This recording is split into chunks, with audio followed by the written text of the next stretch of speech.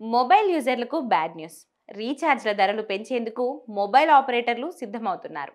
ఇప్పటికే కొత్త టారిఫ్లతో యూజర్ల జేబులకు చిల్లులు పెడుతున్న మొబైల్ ఆపరేటర్లు ఈసారి టారిఫ్ ధరలను 10 నుంచి 12% పెంచేందుకు కసరత్తు చేస్తున్నారు.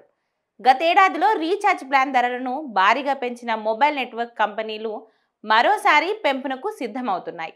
ఈ ఏడాది చివరికి దేశీయ టెలికాం సంస్థలు మొబైల్ టారిఫ్లను 10 నుంచి 12% పెంచే అవకాశం ఉన్నట్లు ఇండస్ట్రీ ఎగ్జిక్యూటివ్స్, మార్కెట్ విశ్లేషకులు అంచనా వేస్తున్నారు. రికార్డు స్థాయిలో యాక్టివ్ సబ్స్క్రిప్షన్స్ పెరగడం, 5G సదుపాయాల నేపథ్యంలో ఈ పెంపు ఉండొచ్చని చెబుతున్నారు. ఈ ఏడాది మే నెలలో దేశంలో మొబైల్ యాక్టివ్ యూజర్ల సంఖ్య రికార్డు స్థాయిలో పెరిగింది. ఆ ఒక్క నెలలోనే 74 లక్షల మంది కొత్తగా సబ్స్క్రిప్షన్ తీసుకున్నారు.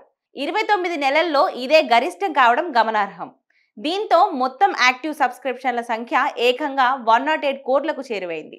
ఆ నెలలో రిలయన్స్ జియోలో కొత్తగా 55 లక్షల మంది చేరగా, భారతీ ఎయిర్టెల్కు 13 లక్షల మంది కొత్త యూజర్లు వచ్చారు.